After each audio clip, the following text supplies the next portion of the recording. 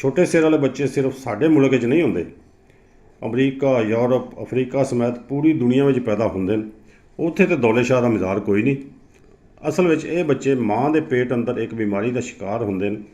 एक खास किस्म के मच्छर के कट्टण नाल हामला औरत के खून में जीका वायरस शामिल हो जाता है। इस वायरस की वजह तो बच्चे की ग्रोथ रुक जाती है तो बच्चे का सिर छोटा रह जाता है। यूरोप तो अमरीका में इस बीमारी की तहकीक जारी है पर इलाज दरियाफ्त नहीं हो सकिया।